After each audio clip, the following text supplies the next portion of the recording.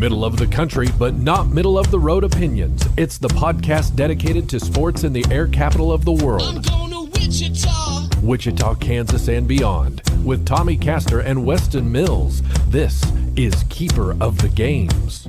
Hey, thanks so much for checking out Keeper of the Games. I'm Tommy Castor along with Weston Mills. We are the podcast that talks all about sports topics in the air capital, Wichita, Kansas, and beyond. And, you know, there's a lot of different ways that you can connect with us on this podcast. First and foremost, make sure to hit that subscribe button. That way, anytime we have a brand new episode of Keeper of the Games, you'll be notified. You can find us on all major podcast platforms out there. We're on iTunes, Spotify, Google Podcasts, iHeartRadio, TuneIn Radio, Stitcher, Pocket Cast. Pretty much anywhere you listen to your favorite podcast, you can find Keeper of the Games. On top of that, you can also watch full episodes on YouTube and Facebook just by searching for Keeper of the Games, and you can follow us on Twitter and Instagram at CogPod. We're back for another episode. Weston, how are things going, man? Pretty good. Like we talked about before the show, man, a lot of the same. It's just really kind of grinding through this summer. It feels like such a different summer than, I mean, this is an obvious statement, but it feels like such a different summer than what we've ever had. It almost feels kind of like you're like more back, like we're grinding through a winter when you're like, man, we just got to keep going. We want to get to those, those summer days. Well, now it feels like, man, I just kind of want to get through this next month and kind of get back to some more normalcy. Yeah, without a doubt. I mean, it's weird. I mean, I think that there was a glimmer of hope for a while that maybe this thing was going to end. And then, now obviously, COVID cases are increasing in different places around the country. And that's kind of thrown some more doubt, especially when it comes to the sporting world about how things are going to go and what things are going to look like. And then even it's just been bizarre in a lot of different ways, including the weather. I don't know how it is in Kansas City, but it's been really hot here in Wichita. And I know it's June, I know it's summertime, but it's feeling more like late July, early August with this heat wave that's going through this part of the country. So it's just kind of bizarre, like a lot of different things happening that are unusual. I will say, though, I finally got to get a little I'm a big daily fantasy sports player, and I know we've talked about my not so much love for golf, but I've been getting a little golf DFS action, and that's made me feel like I'm back in with my normal sports mode, even just with last weekend's tournament. Yeah, no, without a doubt. I actually put money on Justin Thomas with the Charles Schwab Challenge to win, but then I also hedged my bets with him with the top 5 finish and a top 10 finish, which he did make it in the top 10. So I didn't lose all my money, which was good. But yeah, I mean, we're not talking about a whole lot of golf today, but it was great to see golf back over the weekend. It was a little bit different, but at the same time, any kind of live sports is good in my book right now. Yeah, I will have to say, though, 3 of the 6 players I picked, which at this point I don't even know if I remember, I've already entered a lineup for this week, but 3 of my 6 missed the cut, so not a good week for me. Yeah, for sure. The RBC Heritage is this weekend's tournament. So hopefully you'll have better luck this weekend for sure. We've got a lot to talk about on the podcast today. But before we get started, we want to thank our friends at Title Boxing Club for sponsoring the podcast. Right now, they've got a pretty cool promotion going on right now that includes a 90-day unlimited pass and free hand wraps as well. They're located in the shops at Tallgrass at 21st and Rock Road. You can find them on Facebook. You can also go online. You can search for them on Google, Title Boxing Club East Wichita, to get all the details about the special promotion. And of course, we want to thank them for sponsoring Keeper of the Games. With that, what do you say we get right into the big topic of the day? Now, Weston, we already had our run of show set, what we were going to talk about. And then there was kind of some breaking news. We're recording this on Wednesday evening on June 17th. But the big news has to do with Major League Baseball, which we've talked about quite a bit over the course of the past couple of months. And actually even before then, right at the beginning of COVID, kind of about what was going to happen with the baseball season. And it's been in limbo and a lot of question marks around it. Definitely a roller coaster where sometimes it looked pretty optimistic that baseball was going to be coming back at some point, but then recently pretty pessimistic as both the owners and the players have kind of been at an impasse as far as figuring out a deal for the 2020 season. Now, it does look like, and this has been kind of ever changing over the course of the last several hours from the time that we're recording this, but it does look like the owners and the players at least are making progress towards a final plan, which at one point, even just a few days ago, did didn't look certain at all. I know that we're a ways away from it, and we're going to talk a little bit about what this proposal looks like, but I would imagine that there's got to be at least a growing sense of optimism from the players, from the owners, from fans, that maybe there will at least be some semblance of a 2020 baseball season. Yeah, absolutely. And I think this kind of just echoes to some degree what you and I have been saying for weeks on this now, is ultimately money talks, and the parties were going to find a way to make this work for both sides. I don't know whether the owners were kind of bluffing when they said that they were going to be losing money, if they ran X number of games and the players called their bluffs. But nonetheless, whether the truth or not, there was a way for both sides to find money to be made here. There's just too many high dollars to pass up and not get this done. So it sounds like there was kind of a little bit of, it was Jeff Passan, and I can't remember who was the other guy that was kind of breaking the news. Was it Ken Rosenthal? Ken Rosenthal was a part of it. John Heyman's been a part of it too, as far as kind of breaking it down. Right. John Heyman's who I was thinking. So, and they've kind of, they're in I don't know about so much a different disagreement of what the proposal says, but basically, more or less, it looks like we're kind of looking at a 60-game season. The players are going to get a the full prorated salary, and then there's going to be a increase in playoffs for both this year and next year. And I'll be honest, I'm unclear whether they're saying, the word he's using is expanded playoffs, and I would take that to mean more teams, but I'm also not positive if there's some sort of financial implication. Now, obviously, more teams mean more players that make the playoffs get playoff money, but I don't know if it also means there's any type of increase in revenue share with that. I think that would make sense, but I was just not 100% clear from what everyone was saying what exactly that meant. When this news first broke around mid-afternoon or so on Wednesday afternoon, it really looked like there was pretty much a deal in place. I mean, that was kind of the initial reports. And a lot of it stemmed from Commissioner Rob Manfred and Tony Clark from the union, who came together. They had a fairly productive meeting, the two of them, to try to figure something out. Well, since that time, and, obviously the later that, you listen to this podcast, things may change, because it's kind of like we mentioned, it's kind of ever changing as this recording goes on. But as of right now, at least a couple of hours later, these writers that were reporting on the deal to begin with have sort of backed off the terminology of the word deal, and they've kind of replaced it with the word proposal. Like, nothing is done yet. And it does. There are reports that the players are not super thrilled with it, and that there still may be more negotiations to come. They're not super thrilled about the number of games. Players want to play more games, and that's been one of the big sticking points for a long time. The players were coming back with, many more games being played. The owners were coming back and saying, we want to play fewer games. And really, it comes down to money, right? It comes down to the more games you're playing, the more that they've got to pay, these players. But it doesn't sound like, as of right now, the players love the idea of a 60-game season. And it wouldn't shock me if they were able to come to an agreement somewhere around that number. It might be closer to 70. I know the players would love to have, I think ideally, an 81 game season. That way it's exactly half, of what the normal season would look like. But at this point, I really don't know if there's that big of a difference between a 60 game season, a 65 game season, 70. I mean, really at this point, let's just play some baseball. If we're only getting 60 games in, that's better than nothing. And that really saves the game, in my opinion. I tweeted about this 24 hours ago, and it looked like there was not going to be a deal at all. And the commissioner came in and was kind of pessimistic about anything actually happening. And I basically said, this threatens the future of the sport altogether.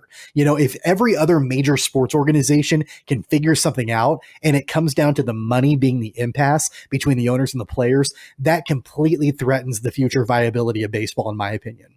Yeah, I mean, I'm going to disagree with you a little bit there, because I feel like this is, there's all sorts of waves we go through in sports. Like the one I think of off the top of my head is when players were kneeling for the anthem, there was an outcry of folks saying, I'm done with the NFL.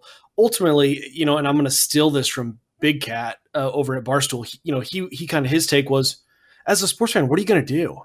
I mean, you say you're not going to, but if you love the Royals, you're not going to tune out the Royals because of, some shtick that happened last year. And I do say, to your point, I think where you run some risk as a league is that casual fan. And that's kind of the balance you want to keep if baseball wants to move back, they've been passed obviously a long time ago by football and passed by the NBA, and they're really the third sport with hockey, right there on the backside, and maybe even you consider golf too, and that it's kind of its own category. But you got to have those casual fans if you want to really grow the sport. So I do get it from that aspect. I think a lot of it though is, they're really the only thing going typically in a summer. But one thing that I do think is interesting with this, that the players want more games, and I get that the money is the reason why they want more games. But essentially right now, the proposal is 60 games in essentially 70 days, I think is what I saw, which that's a lot of baseball to be playing back to back to back to back. And I would imagine that if, they're trying to push for 70 or 81 games, you might be forced into an even tighter window. And at that point, I think I wonder if the players in the MLB PA will essentially run themselves into a window later on down the road if there are, questions of safety and those kind of things that can be pointing back to this and say, hey, look, you wanted more games and less days back in 2020 when that was going on. And, why are you pushing for it now? Now, baseball doesn't quite have those same strong safety talks that you see. Really, football, I think, is probably the sport that catches the attention of that mostly. But I do think this is kind of an interesting thing that the players are pushing for. With the caveat, I completely understand more money is always the driving force in that talks. But, I think it is something that would be interesting to see if that gets brought back up later on down the road in future negotiations with the MLBPA. Every sport has labor grievances like that. That's just what it just happens, and when you've got a big body of employees and they're represented by a union and there's a lot of money involved, there's always going to be negotiations. Sometimes those negotiations break down. You're going to have lockouts. You're going to have strikes. You're going to have work stoppages. Those things happen, and they happen in every major sport. But at the same time, I'm not sure that there's a sport that has it as frequently and as heated historically as baseball has had between the players and the owners. And, the last time that something this big happened was back in 1994. And with the strike that the players went on that canceled the World Series that year, that was a huge blow to baseball. Now, obviously, the sport itself has survived over the years, but I'm not sure I would say the sport has thrived. Maybe financially in some cases it has. But at the same time, you were just talking about the big three and even the big four in sports, and with hockey kind of right there, baseball kind of, in my opinion, as far as overall popularity, lags behind the NFL and the NBA. And, I think a lot of it has to do with just sort of the style of the game.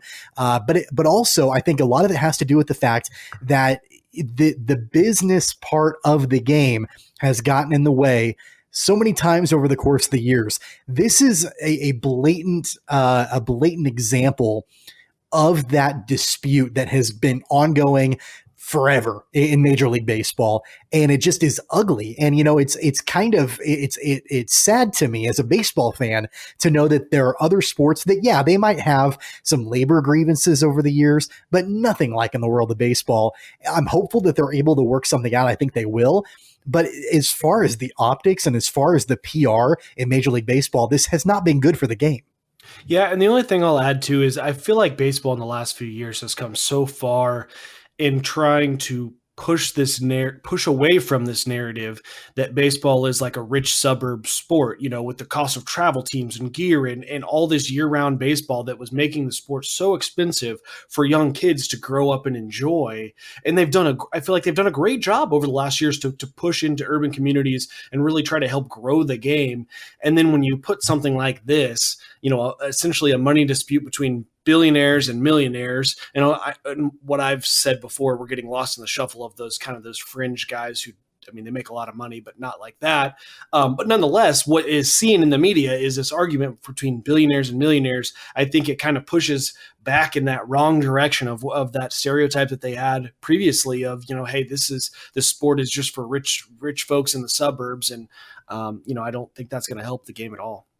Well, and when you look at, the reason why all this started, nobody's at fault. The players aren't at fault, because of COVID-19. The ownership is not at fault because of COVID-19. Major League Baseball is not at fault. But the way that they've handled it, that's not been good, optics whatsoever. And I would argue that now more than ever, people want to watch baseball. Like they want their sports back. This is the time of year. There's a reason why baseball has always been called America's pastime. They haven't had an opportunity to be able to escape, from what's been really heavy over the last few months or so. Hopefully they're able to work out a deal. But here's kind of a couple interesting things about this deal before we move on. So this is the overall framework between Manfred and Tony Clark from the union. So of course we talked about the 60 games at 100% full prorated pay, waiver of grievances. So the players union cannot come back and file any kind of grievances against the league. 16-team expanded playoffs for 2 years, universal designated hitter, which I think is big, and several other things as well. Now, the players, again, this is all from John Heyman. The players don't like the 60 games, but really their only other option is to turn it down, and then the commissioner will be mandated to put in a 50-game season. So right now it's either kind of around that 60-game deal, or the players could turn it down and play less, which is not what they want, whatsoever. So there is some work to be done. I think you and I are both hopeful, though, that within the next 24 hours, or maybe even 48 hours, that there will at least be the framework of a deal in place.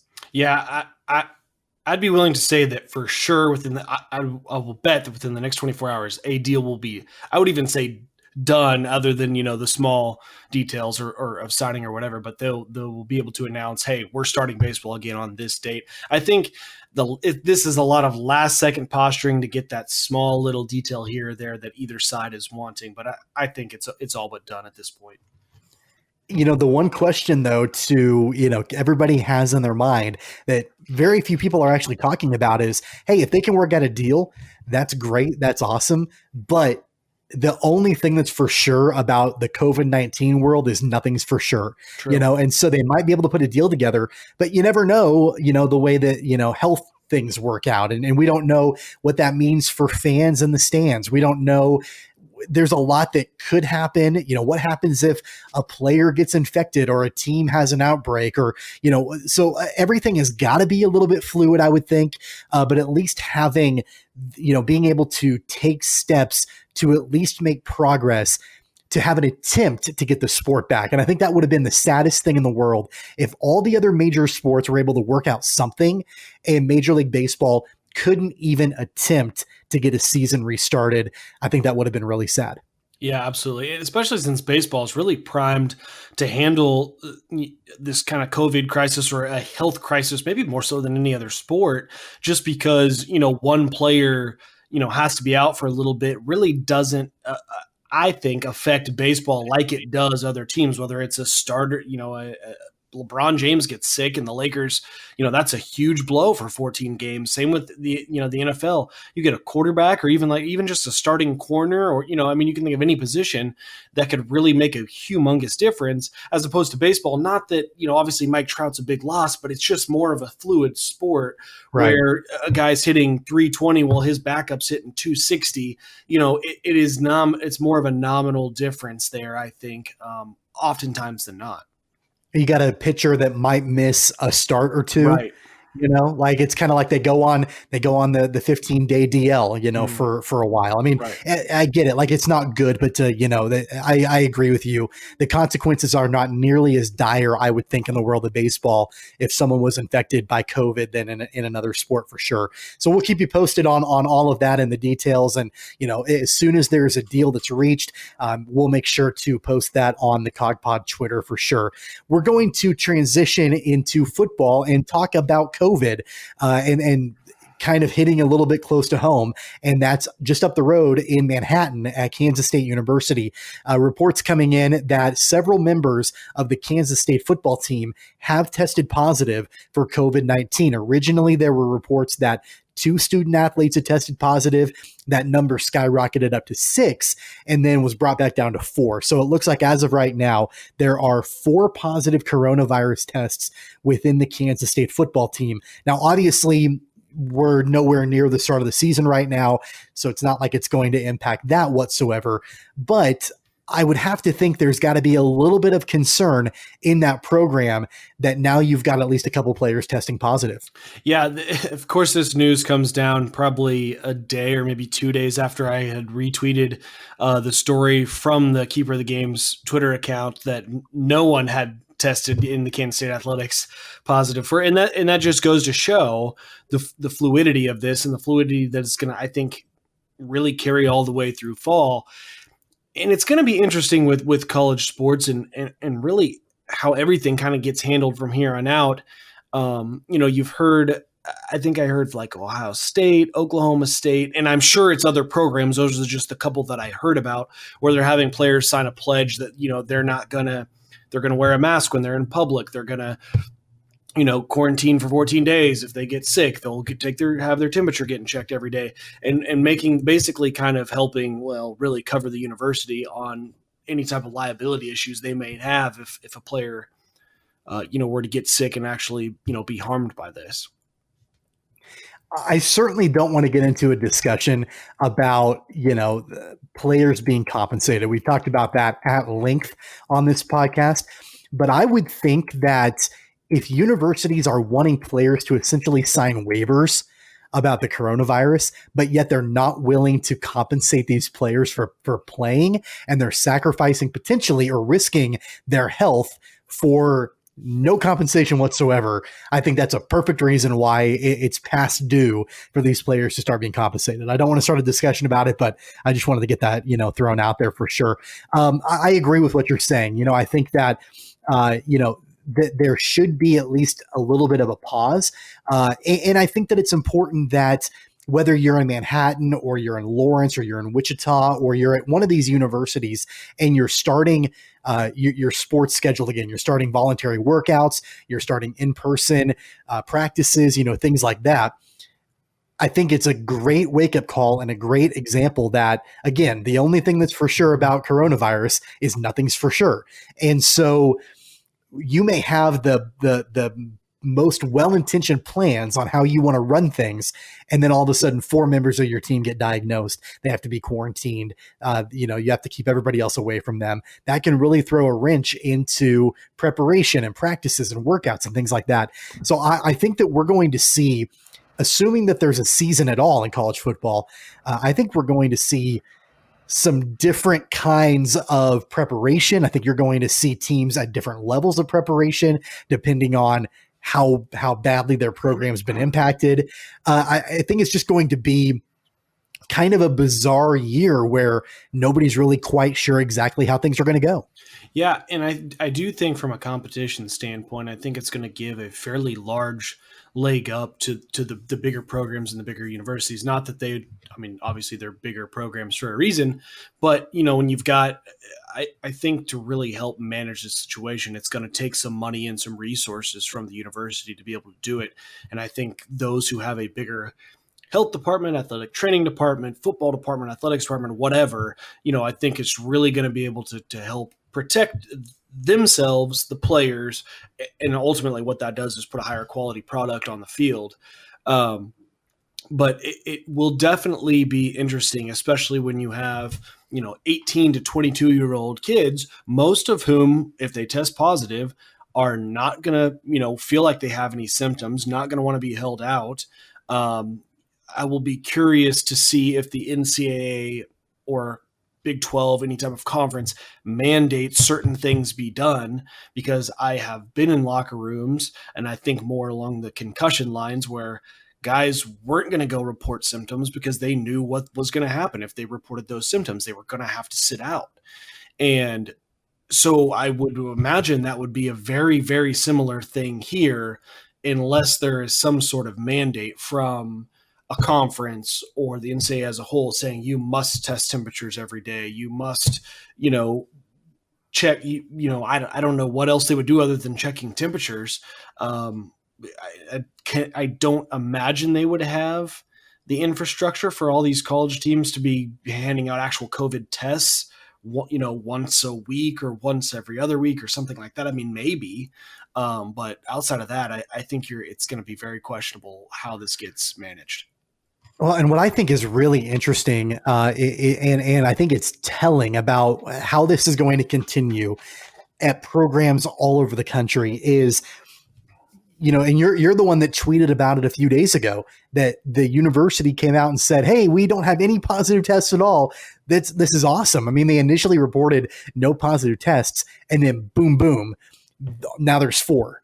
And, these were players that, while they may not have been interacting with other players in the scheme of workouts and things like that on campus, they without a doubt were fraternizing with teammates outside of practice. Mm-hmm. So you have to wonder, all right, if there are 4 and these guys are close and they're eating together and they're hanging out and they're playing video games and they're doing all this stuff together, if there's 4, there's got to be more. That's just the way that it's going to have to be. Now, depending on how significant the symptoms are, how significant their cases are, who knows? But at the same time, I would imagine, especially in a college setting, in apartments and dorms and things like that, it's just going to be ripe for this, sort of thing to spread.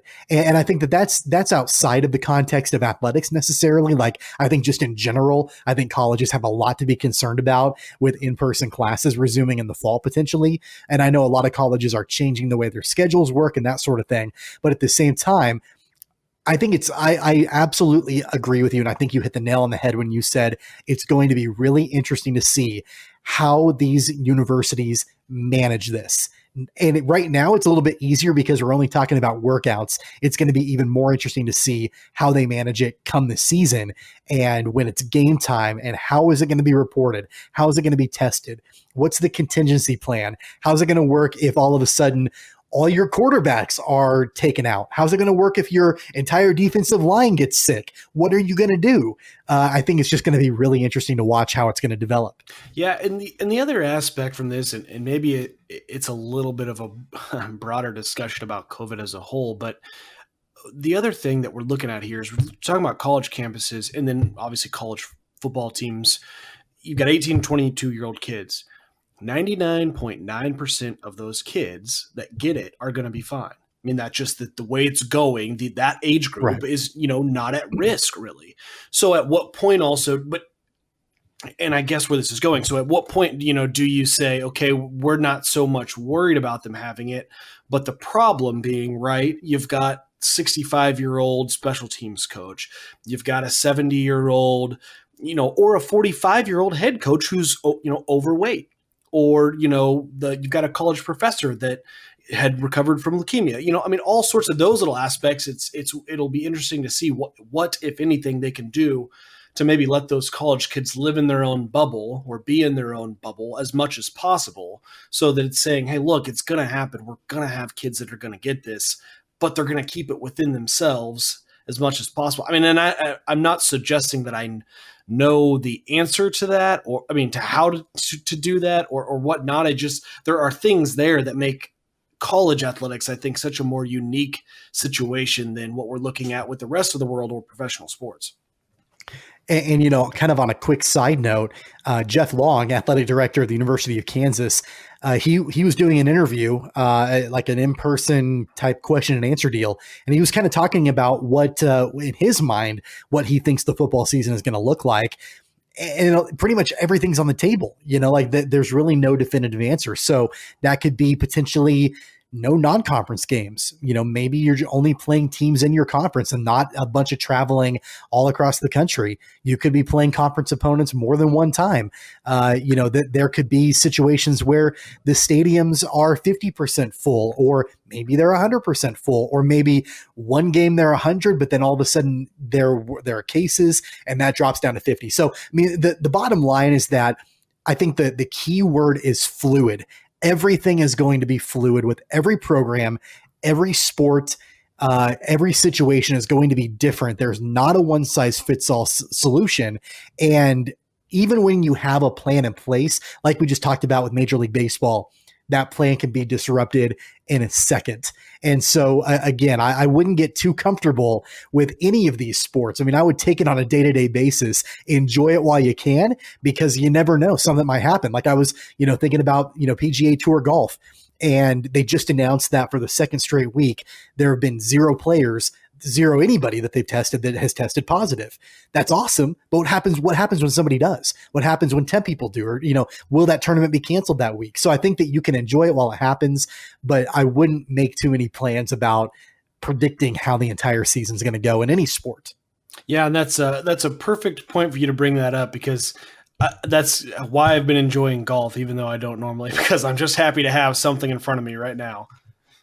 Yep, without a doubt. So, of course, we'll keep you posted on what's happening in the world of it, especially in Manhattan at K-State, as they now have 4 football players that have tested positive for COVID-19. We're going to stay in the Big 12, and we're going to stay talking about Big 12 football. We have not talked about Oklahoma State University at all on this podcast, and really primarily because it's a different state, but it's not that far away from Wichita. I mean, Stillwater is only about maybe just under 2 hours away from Wichita.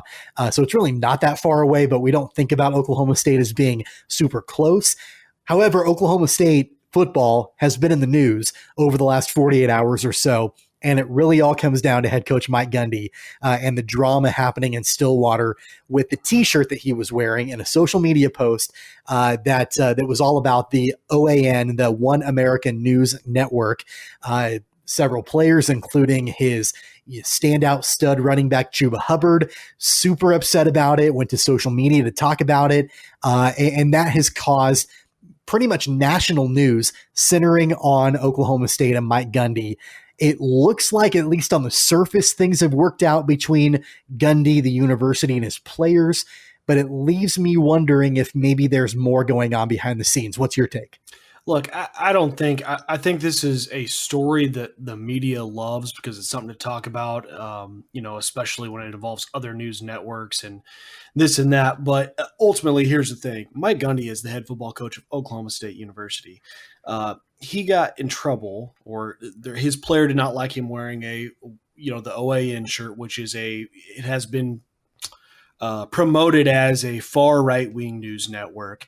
Particularly Chuba, I think, was upset because of the network's stance on Black Lives Matter, which, I'll be frank, I actually don't even know what their stance is on Black Lives Matter. But nonetheless, OAN being a far right news network or being promoted as such, I don't think the folks of Oklahoma and the donors of Oklahoma State University are going to be worried one bit about Mike Gundy wearing a overly conservative shirt in the deep red state of Oklahoma. And that's ultimately, I think, what matters to the university and any worry that Mike Gundy may have of his job being in jeopardy.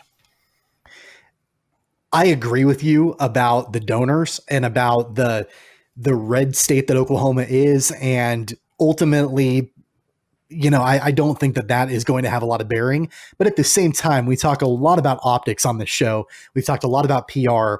And also, I do want to say Mike Gundy can wear whatever shirt he wants to wear.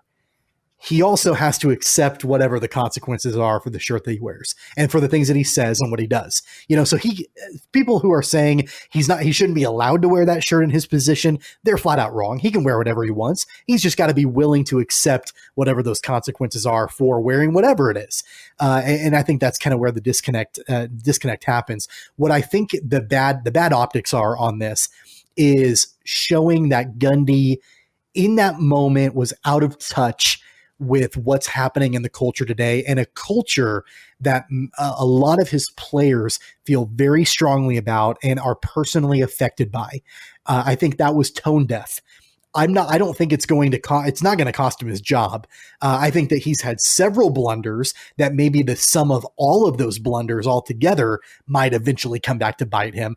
But this is just one of several things that Mike Gundy has said or done over the years that he's kind of stuck his foot in his mouth or kind of been a little tone deaf on different things like that. But at the same time, I do think that it's sad that you've got a head football coach that, when you look at the players that he's got, a majority of them are probably African-American. and just not knowing what he's wearing a t-shirt, okay, whatever, but not knowing what that t-shirt represents in the minds of his players. There should be a stronger connection between the football coach and his players, in my opinion. So I'm going to agree with you and disagree with you at the same time, because I think the facts of what happened don't actually present with him being out of touch of what's going on with his players in that locker room. And here's why I say that. I consider myself a pretty, involved in the news, involved in I'm a pretty big follower of politics. I know what's going on, and not that necessarily Black Lives Matter is a political movement, but just the news, what's going on. I consider myself to follow it to a very high level, I think. I would be willing to bet. And at 18 years old, at 22 years old, there is no chance I could have told you what OAN is. And granted, I know it's a fairly new network, but my point being, when I was 18 to 22 years old, I have a feeling the majority of those players in the locker room aren't paying attention to what OAN is. Now, granted, and here's where I'm agreeing with you.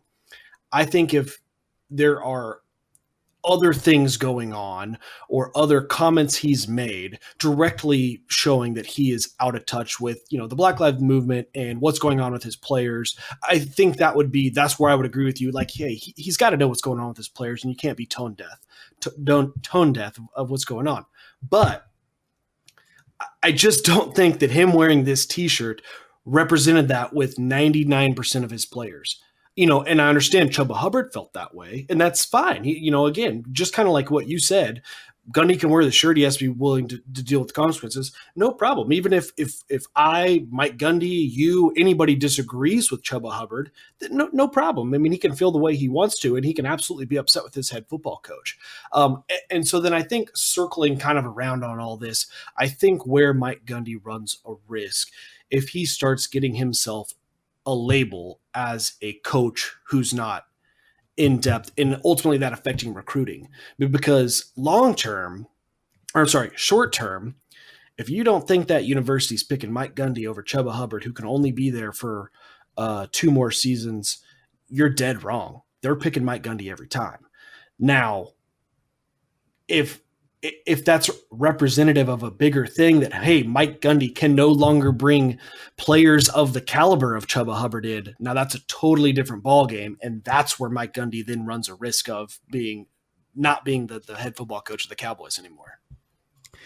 Mike Holder is the athletic director at Oklahoma State. We talked about him on the last episode as we, talked about the rankings of the Big 12 ADs. Mike Holder inherited Mike Gundy. Mike Holder did not hire Mike Gundy. He's been there the entire term that Mike Holder has been athletic director. This would be a huge hire for Mike Holder if he had to make a change. I'm not saying that he is. I'm not saying that he will. What I am saying is that, one of the things that I know that some people have argued is, well, winning means everything, so he can wear whatever t-shirt he wants. As long as he wins, that's going to be fine. But the thing about Mike Gundy is that, yeah, he wins at Oklahoma State, but does he really? I mean, he wins games, but does he win the Big 12? No. Does he win huge BCS bowl games? No, he doesn't.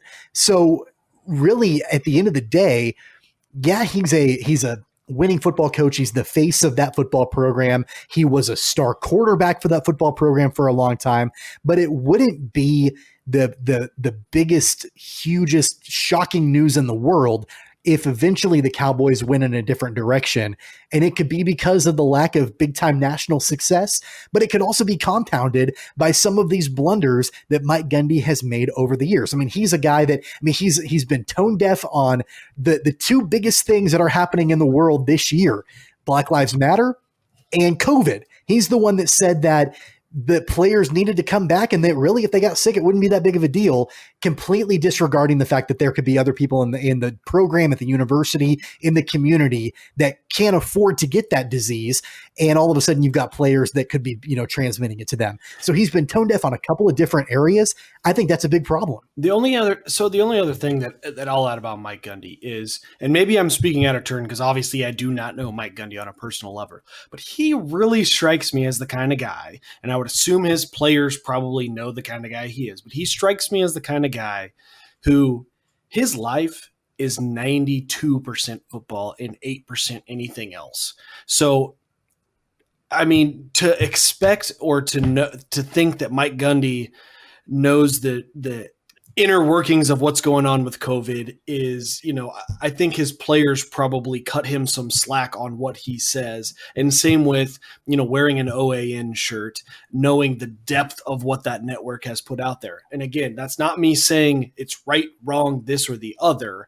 I'm just saying we've all, maybe we all haven't, but a lot of us have had those coaches that you just know that the type of person they are, man, their world is through the lens of football, first and foremost, with everything. And so you kind of take the other things they say with a grain of salt. And that's not to excuse anything they say or do. But again, this is going back to ultimately what matters is what the donors think of Mike Gundy and what the players think of him. And I think a lot of them probably go, oh, that's just Coach Gundy. Obviously, Chuba Hubbard didn't, but my inclination would be that maybe a lot of other players go, yeah, that's just Coach.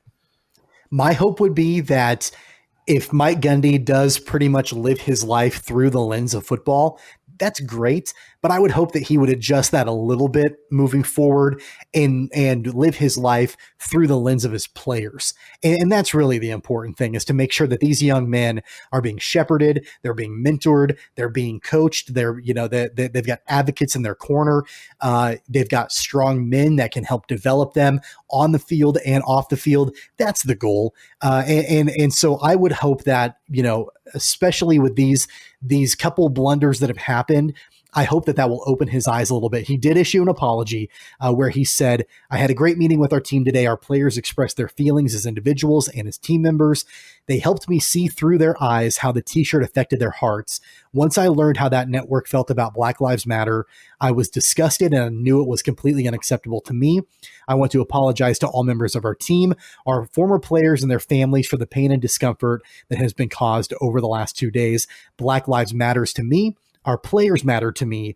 These meetings with our team have been eye-opening and will result in positive changes for Oklahoma State football. I sincerely hope the Oklahoma State family near and far will accept my humble apology as we move forward."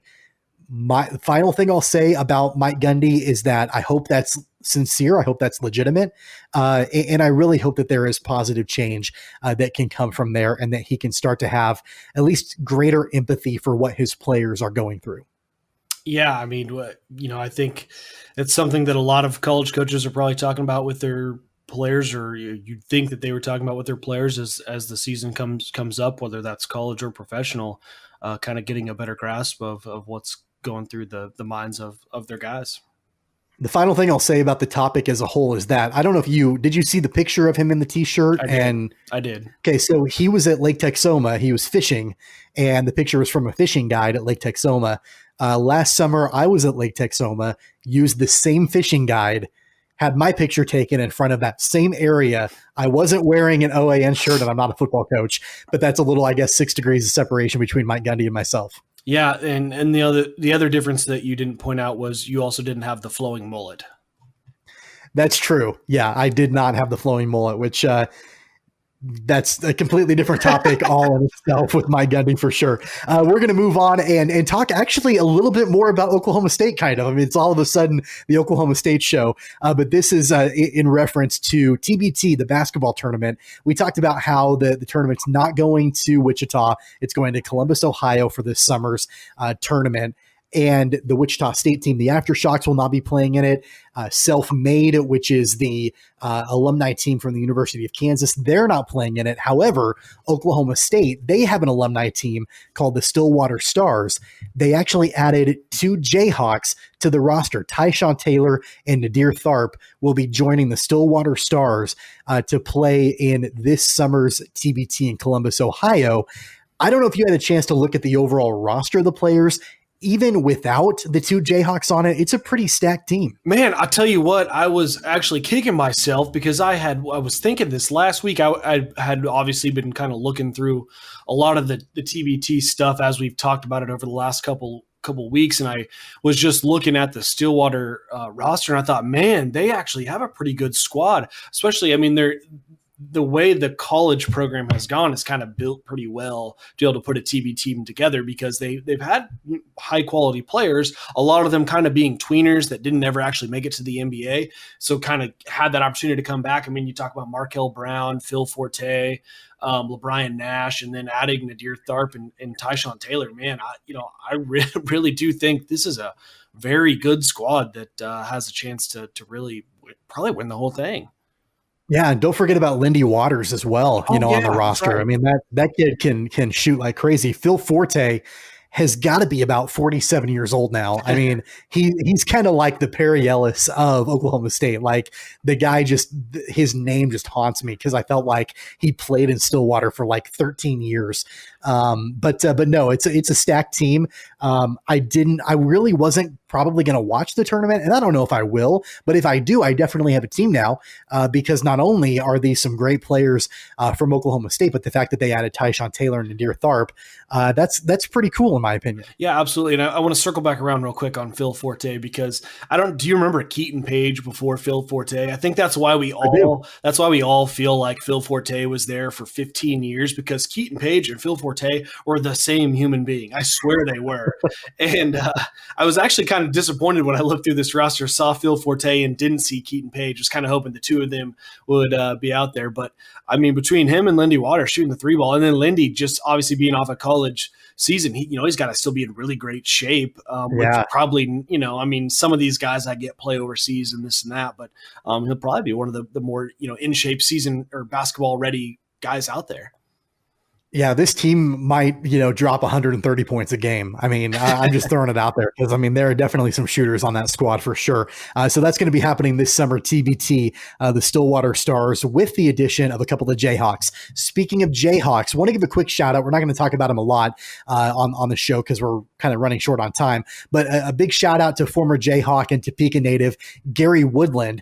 The U.S. Open typically is kicking off right about now and running through Father's Day weekend. It's been postponed, obviously, due to COVID, but it was a year ago when Gary Woodland won his first major tournament, won the U.S. Open last year. That was a great scene to watch, and he was in contention for most of the weekend at the Charles Schwab Challenge last weekend. He's in the field for the RBC Heritage as well. And an interesting note about Gary Woodland that I heard during the broadcast last weekend, he dropped 25 pounds during quarantine, which he was already, I felt like, pretty fit to begin with. He looked pretty skinny, but he looked good. I mean, he looked really kind of toned and slender. So he dropped 25 pounds in quarantine, and I think I probably put on 10.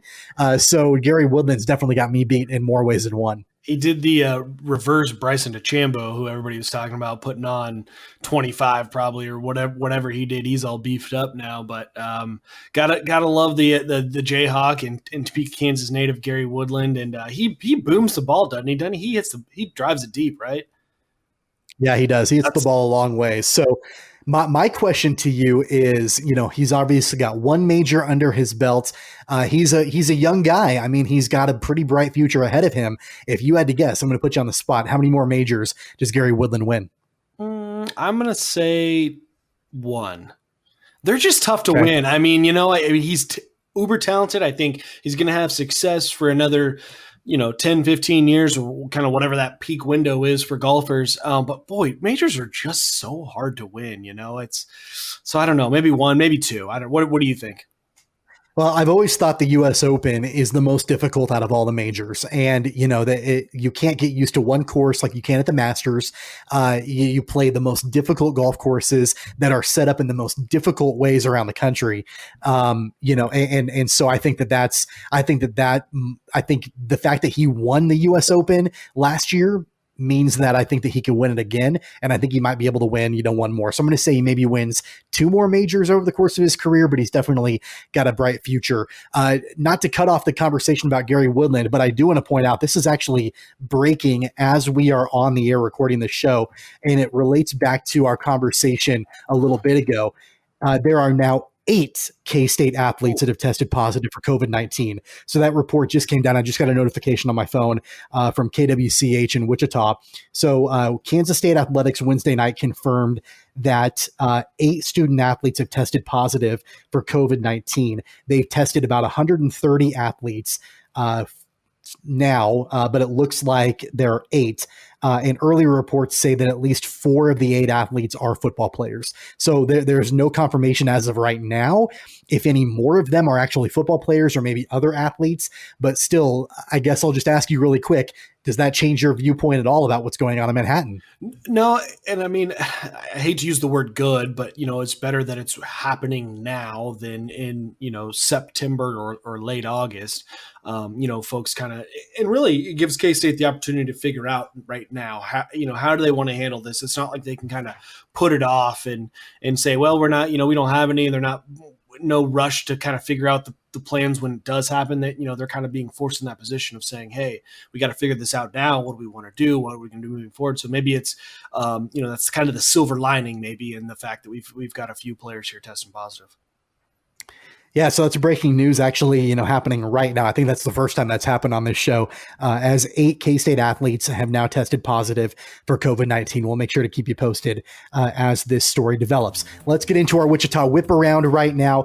There is actually baseball happening in Wichita. Now, it's not minor league baseball. It's not the wind surge. We still have no idea what's going to happen with that. Probably unlikely that there's going to be any kind of season for them. However, like I said, there is baseball. The Sunflower Collegiate League is in place. It's happening now at Eck Stadium on the campus of Wichita State University. The first games happened on Tuesday.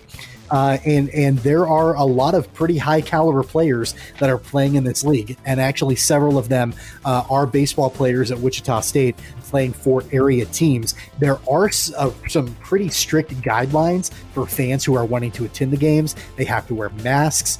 They have to be socially distant during the course of the game. But I guess that in some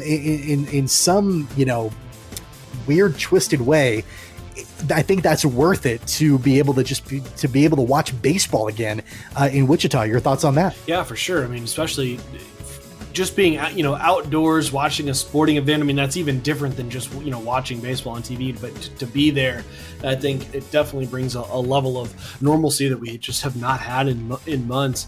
Now, I will say I was kind of looking at some of these guidelines, and one of the ones they have is no more than 10 people are allowed to sit together, which to some degree I kind of don't understand that, is assuming that they're groups showing up that are together. I mean, if 12 people are going to hang out at the house, someone's house, and then come over to the game, why shouldn't they be able to sit together? They've already put themselves together, and I guess maybe it's just Eck Stadium feeling like they're not encouraging that behavior. I don't know, but to me, it kind of like, if you're going to show up with 15 people, why wouldn't you be able to just sit together? You've already been exposing each other to whatever y'all have. I think it's great that there are these Wichita State players that are able to have some kind of baseball season this summer. Their season at Wichita State was cut short, and let's not forget that Wichita State was off to a really, really good start. I mean, they were, I think, 13-2 when the season was called. Eric Wedge, the new coach at Wichita State, really had a positive start, some really positive momentum, and then it was just all completely, cut short and went away. So now you've got these players that are actually, they're able to play some baseball this summer. It's probably not ideal for them, but at the same time, they're getting the reps in, they're getting the games in, they're getting the conditioning in. I think that's going to be pretty helpful for the Wichita State program moving forward, knowing that at least a handful of the players are getting a chance to play some competitive baseball this summer. So 2 things. 1, I agree with you. 2, I apologize. I got distracted by our third ever guest on the show. And I know this is probably bad podcasting, but again, great YouTube. Our third ever guest right here is my dog, Miley. She's recovering from ACL surgery. So I apologize. I got distracted by her coming up and licking me in the middle of what you're talking. So I felt like I had to let the listeners know what was going on. Hey, she's got an open invitation. She can be a guest whenever she wants. That's fine by me. She's got several Chiefs jerseys, I think a Royals jersey and a Jayhawk jersey, so she'd be set for any podcast we needed her for. That's awesome. So that's our Wichita Whip Around today, as the Sunflower Collegiate League is in action at Eck Stadium with several area teams in action, including some players from Wichita State University. We're going to wrap up the show with our Finally Funny. We're talking about another sport that is making some adjustments and some changes in the world of the coronavirus, and that's the NBA. So it looks like as of right now, it looks like the NBA has a plan to restart their season and to finish it up.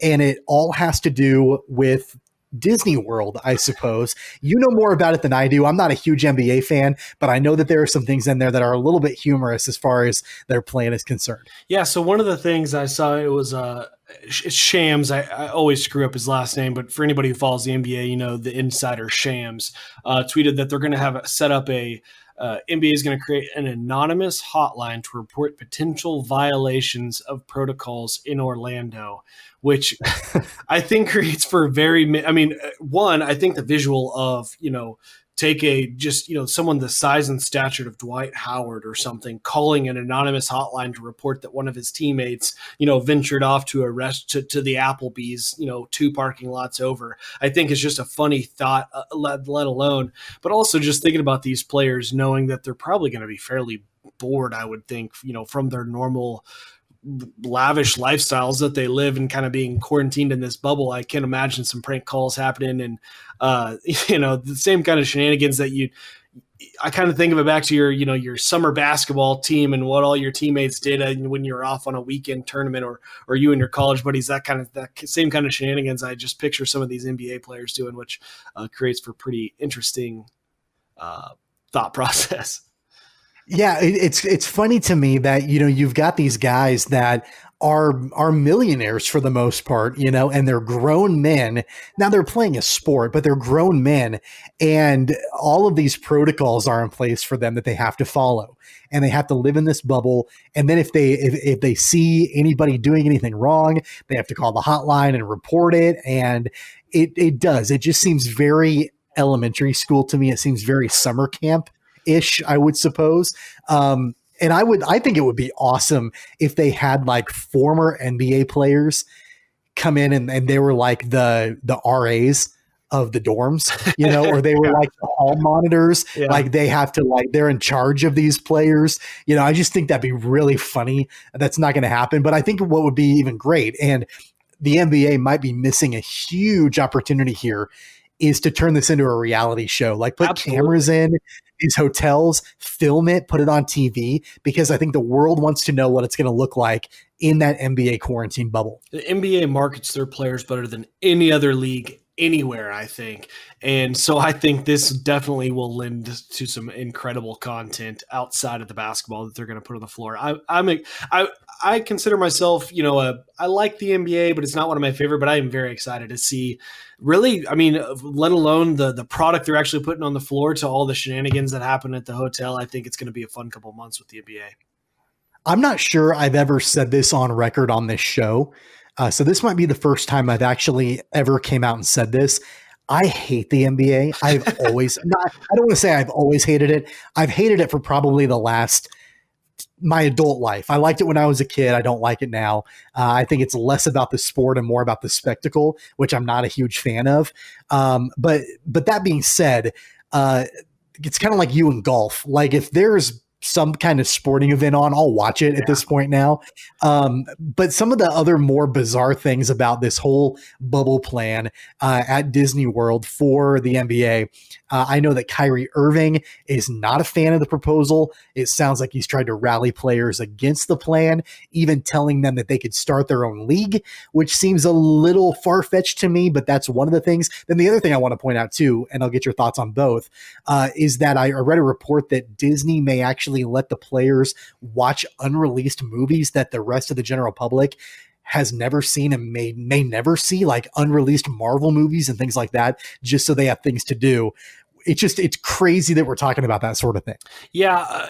And really, especially with Kyrie Irving, he's been on record, and I think he's changed it since, been on record believing that the earth is flat. So it's not, it's not too crazy to think that he's not going to be in on this bubble idea and trying to think that he could come up with his own basketball league that would compete with the NBA. But all in all, I like I said, I'm very excited to see all the content that comes out of this. I think it'll be good. And ultimately kind of wrapping in with multiple things we've talked about throughout the show, just glad that we are really starting to put some normalcy back in front of us. We're going to get some basketball. Looks like we're going to get some baseball. We're at least still talking about football. Like we are so close to being back to the normal world of sports that we used to know. And we just hope that it stays that way, right? I mean, again, this whole thing is fluid, so who knows what's going to happen. That's our Finally Funny for the day, and that's going to be our show for this episode of Keeper of the Games. Don't forget to hit subscribe. You'll be notified whenever a brand new episode of Keeper of the Games drops. Again, you can listen to us on all major podcast publishers out there, iTunes, Google Podcasts, Spotify, iHeartRadio, TuneIn Radio, Stitcher, Pocket Cast, many others out there. Anywhere you listen to your favorite podcast, you can find Keeper of the Games. You can also go to our website, cogpod.weebly.com. Again, I don't know why you'd want to. We don't really have a whole lot there, but if you really wanted to, you could definitely check it out. We're going to populate that website more as the days go on, but it's cogpod.weebly.com. Of course, you can watch full episodes on YouTube and Facebook just by searching for Keeper of the Games. You can also follow us on Twitter and Instagram at CogPod. And by the way, just again, a special thanks to our sponsor, Title Boxing Club at 21st and Rock Road. Check them out on Facebook, online. You can find out about their new promotion. It includes a 90-day unlimited pass and free hand wraps as well. That's Title Boxing Club at 21st and Rock Road. Don't forget, you can also follow us individually. Weston, what is your Twitter handle? Before I give you that, I will add real quickly, we do try to stay up to date on getting the YouTube link posted on our website. So if that's just an easier way for you to find the YouTube videos, that is there. But like Tommy said, other than that, not a lot of content. Follow me at WMills94 on Twitter. I was being a little facetious about the website. Well, we definitely want people to go there. So, for sure. Just wanted people to know what's up there. Sure. Cogpod.weebly.com. Again, that's our URL. And of course, you can follow me on Twitter at Tweets from Tommy. Until next time, for Weston Mills, I'm Tommy Castor. You've been listening to Keeper of the Games. Take care, guys. You've been listening to Keeper of the Games with Tommy Castor and Weston Mills. Don't forget to subscribe, download, and listen on all major podcast platforms like iTunes, Google Play, Spotify, Stitcher, and more. Find the podcast and videos on Facebook and YouTube at Keeper of the Games, and follow the podcast on Twitter and Instagram at CogPod. That's KOG Pod.